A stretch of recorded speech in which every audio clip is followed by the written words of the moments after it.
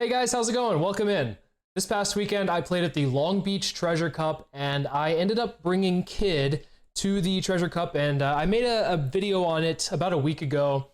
I made a couple of adjustments to that video itself, but overall, the deck was really fun. I went 6-3 and had a blast. It was a really fun time.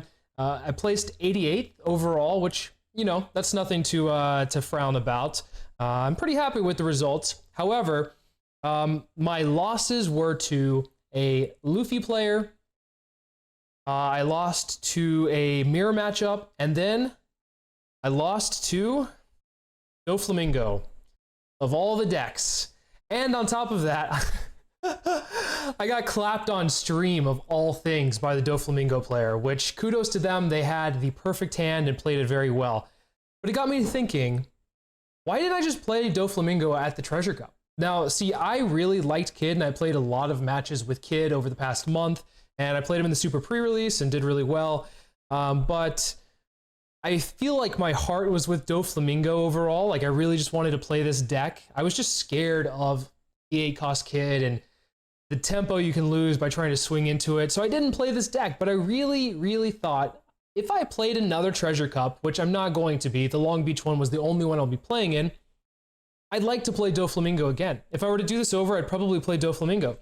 It's a really fun deck. It's very linear, but you're also with this deck building your board while amassing your hand with cards and taking out stuff on their side. And you're playing a lot of a tempo game, which is something I really like to play. I'm a blue player from Magic, so it makes sense that I would be a blue player in the One Piece card game. So I wanted to do like a deck tech of the Doflamingo deck that I would be playing if I were to take this to the Treasure Cup. And so let's get right into it. Obviously, with the Doflamingo leader, the ability is a pretty strong one. People say you're able to cheat out cards. Now, you're not technically, you're kind of cheating cards out for like 1 cost less. So you're swinging for 7 and then tapping 1 to bring out a Warlord, 7 Warlord of the Sea, 4 costs or less onto the field, which that's a great ability. Being able to build your board while also, like I said, building your hand is really strong. Board control is like probably the name of the game in One Piece, and so I think this deck does it really well. So let's go through the deck tech. The thing is, with this kind of deck, you're going to see a lot of the same cards because, well, there's not a lot of 7 Warlords of the Sea differentiations between deck to deck. Some people don't run different numbers, but overall, this is what I think I would run. At the 1 spot, I would be running 4 Perona. You live or die by the Perona in this deck.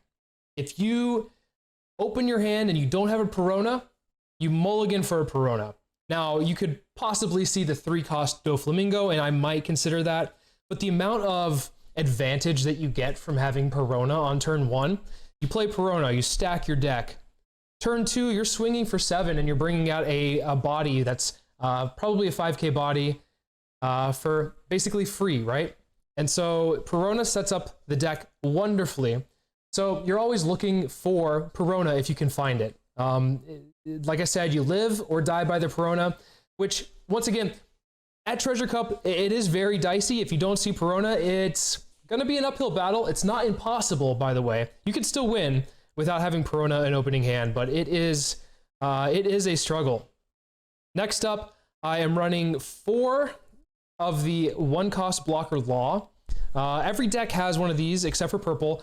Every deck I feel like should be running their 1-cost blocker. Cheap blockers for like saves life, can save your characters if you really need to, and also you can recur this. You're never going to want to use the ability of the leader to bring this out, but you can recur it with like a Gecko Moria. So yeah, you could run this at 3. I would probably, if I were to make any cuts, probably run this at 3 instead of 4, but 4 seems to work out just fine for me. Next up are another set of 2k counters, or the first set of 2k counters rather. Alvida, which is a card you're probably never going to play on the field. Let's be honest. You can if you want to, but it doesn't feel good. The only way, or the only real reason that you would really run this is if you're trying to maybe establish a little bit more tempo or board control. It's okay against Law. If you're really scared of Okiku and you don't have an answer to return it or kill it, you might want to play this, but let's be honest, like I said, you're probably just going to be using this for the 2k counter. Otherwise, it feels a little odd playing this on the field. Next up, 4 of the Doflamingo Searcher. It's the same thing as the Perona. You're looking at the top 5 of your deck and rearranging the cards in any order. But it is 3 cost with a bigger body and also blocker. So I think that this deck needs to run blockers. You're trying to preserve your characters and a little bit of your life as well, but especially when your characters come in tapped. So this is great to play if you don't have Perona in opening hand and you have this. You might just want to keep the hand. It's not horrible, right? If your turn 1 is nothing and your turn 2 is swing 5k and then play this, it's still a decent turnout for you overall. But obviously, you're going to want to see Perona, if not Perona, this. If you don't see either of these, well, GG, scoop it up, go next. At least that's what it feels like. Obviously, you can still pull it out, but it's definitely much harder. I think the deck goes from like, it goes from like S tier with Perona to maybe like A- tier with Doflamingo, and then maybe B-, C+ with neither of them. I don't know. It's kind of hard to say, but yeah, you're gonna want to see one of those 2 characters in your opening hand. So 8 out of 50 chance to do it, especially with the mulligan. Next up, the second set of 2k counters. You have your Dracul Mihawks. You can actually play this 2k counter with the leader ability if you really care to. You're not really going to want to protect this very much. If it pops out onto the field tapped with your leader ability, it's fine if it dies. If it survives, then you have a 5k swinger. The ability is also nice too if you want to start filtering through cards. Filtering this is great in case you don't see your Perona, or maybe like you've played your Perona and this is the last card in the stack and you know that you want this to be able to draw more. You can use that ability, but for the most part, you're going to use it for the 2k counter. And then also you can recur it, which is probably your main target to recur with the Gecko Moria, as we'll see a little bit later. But yeah, 4 of these is, I think, ideal. I know ideal, it's not I think, it is ideal. And then next up, we're going to be running 4 of the Marshall D. Teach. I see people running 3 of these, and you can. I think 3 is fine, but I think 4 is even better because what we're going to see in Treasure Cups from here until the end of the month is likely a resurgence, or not even a resurgence, just a spike of Law players. There was quite a lot of Law at the different Treasure Cups this weekend. You're going to want to use this against like Nico Robbins as well, with like Luffy or Okiku's in the kid matchup. So basically, you kind of want to see this early because you're going to try to guess that they're throwing something down on 3. So what this does is it bounces a 3 cost back to the player's hand. And this card is really annoying. If you're the player that has the 3 cost on the field that's continuously bouncing back to hand, you're pissed seeing this. So the ideal play is like, use your, they play their Okiku or they play their Nico Robin, you play Marshall D. Teach, bounce it back to their hand, they just lost tempo, they play it again, and then the next turn, you hopefully can stack up another one, which I've been able to do before, and then bounce it back to hand, and then by then you're on like turn 3, or no, you're on turn 4 roughly, and you can play your Doflamingo 7 cost, and bounce it back to hand, and then the next turn the Mihawk, and then table it, right? So, it's very annoying to see this, but as a Doflamingo player, I love seeing this card, so I run it at 4. So next up, I am running the Pacifista package, but I'm running a little bit different numbers. So people are running about 4 and 4, which I think is fine. So you have the 4 Kuma, which is a blocker, and when this dies on death or on KO, you can play 1 Pacifista from hand, 4 cost or less. So I'm running... let's just do it this way. I'm running 4 of these and 3 of these. This is a 6k body. It's strong. Like, basically, I want people to attack into this because likely I'll have this in hand. I usually don't play this unless I have this. And sometimes I'll bait this, and sometimes people will ignore it, and then I have a blocker the next turn if I play it out with the leader ability. So it's great. I think this is a great card, and then running 3 of these is also really strong too. So here's the thing. In my deck right now, because I'm not playing in any more Treasure Cups, I'm running 1 of the 4-cost Jinbei, but I would just probably, for the Treasure Cup, since this isn't technically legal for the rest of them, I would just run 1 more Pacifista, so you kind of have the full package. It does great against purple. If purple board wipes with Kuma on the field and you have Pacifista in hand, you have an attacker next turn.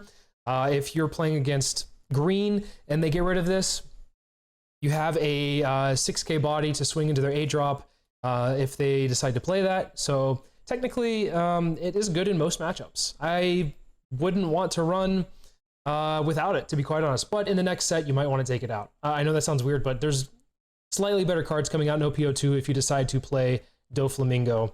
By the way, I would be running, in an ideal deck, if you could run this, I'd be running 2 of the Jinbeis. I think you could replace one of the, either the Law, or you might want to replace one of the Teaches with this. So you'd run 2 of these and then 3 of the Teach. But this is a really good card in the fact that it's essentially Teach, except it puts the card at the bottom of the deck. The only downside to this card that I see is it gives your opponent the decision to do it, right? So on KO is when the effect takes place. But other than that, I'd be running 2 of them. That's why I only run 2 instead of like any more than that, just because the effect is in the hands of your opponents, which does kind of suck. But overall, the card's really solid. Next, 4 of the Gecko Moria, which I've been talking about this entire time. This card is a 4 of, it's a must. This is great to see because what it does is it allows you to go into your trash and take 1 7 Warlord of the Sea, cost 4 or less, put it in your hand. Oftentimes, it's either going to be a Dracula Mihawk 2K counter. You can also get a Trafalgar Law blocker. And also on top of that, you could end up getting a Thriller Bark Pirate, which is your Perona. So if your Perona, your Searcher, is in the graveyard, or trash rather, you can just grab it with this card and play it again. So I think this card is wonderful in this deck. Definitely a staple. 4 of is a must. Next up, we're running 4 of the Boa Hancock blockers. I think this card is really strong. I think a lot of people know that it's strong. And because a lot of people know that it's strong, they're going to try to remove this card off the field as hard as they can. And here's the thing. This card is strong, but it is not the strongest of all cards, so you don't have to empty your hand in order to protect it. I think if you can reasonably protect this card when it's on the field, try to do so, because what it does is it gains card advantage for you. So when it has a Dawn underneath it and it's attacking or blocking, and you have 5 or less cards in hand, which is most of the time, I feel like when you're playing it, you get to draw a card. Card draw is always strong in any card game, so I recommend running 4 of these. If an opponent is attacking into it and it costs 1 to 2 cards to save it, do it. If it costs more than that, it's not worth it. Just let it die. But yeah, this is a really strong card. I think a lot of Dofi players, where they might go wrong is they defend this to the death. Like I said, it could be worth it, but sometimes it's not. So just let it die. There's other cards you can play. Let people attack into that rather than your life, and I think you're fine. Next up, we're running 5. Sorry, not 5. Well, that's illegal. We're running 3 of the 5-cost Virgos. So this is a great vanilla beat stick. Running 3 of them for green. I don't think it really matters in any other matchup as much. It's still a strong card, right? It's a vanilla card, 7K swinger. You love to see it. Has a 1K counter on it if you don't ever want to play it, which is fine. In the green matchup, though, you're going to want to play this on curve. And kind of, once you play it down, it's hard for the green player to really come back from it. Like, it's strong. It's really strong. And I think if you're running 3 is probably a good number. I think 2 might be too few. And 4 feels excessive, but trust me, I got beat by the Dofi player that was running 4 Virgos. So what can I say about 4? I guess 4 is just the right number for that person, right? So, but 3 is, I think, the good number for me. Next up on our top end, we are running 2 of the 7-drop Doflamingos. So you could run this, or I think you could run the Croc. I feel like the 7-drop Croc is good with the Banish, and obviously the playing events for 1 less is nice, but I decided to opt out of that and instead play the 7-drop Doflamingo. It is a great tempo play. It's got a great answer to a lot of things on the board. If somebody plays a Hawkins for green, you can bounce it back. If somebody plays their 7-drop Kid, you can bounce it back. If somebody plays I don't know, their own Doflamingo, if you feel like it, you could do like the Bounce Wars, which we saw in the deck limited battles, which was one of the reasons why some of the games went to time. So yeah, in purple, you could also probably bounce Queens if you really care to.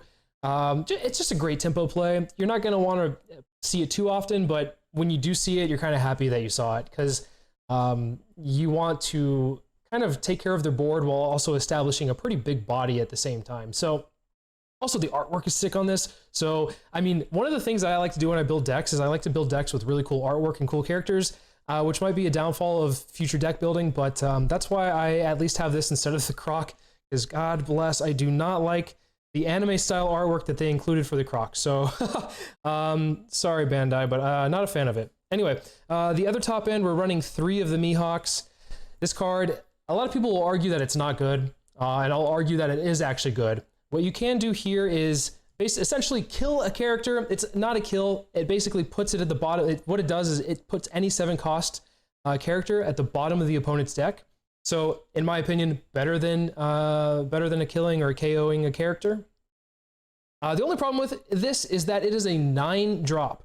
That it's a little steep for the effect, but overall you're getting a 9-drop 9k body, removing some of the field, and then passing the turn. So here's what I like to do with this, is usually what I'll end up doing is I'll have a couple of characters on the board as is, and I'll just cup check. I'll swing 5k with my leader. I'll swing 5k. I'll just swing with nothing attached, no Dawn attached to stuff, and see if they just remove any cards out of hand, or if they'll take something, or if they'll let something die.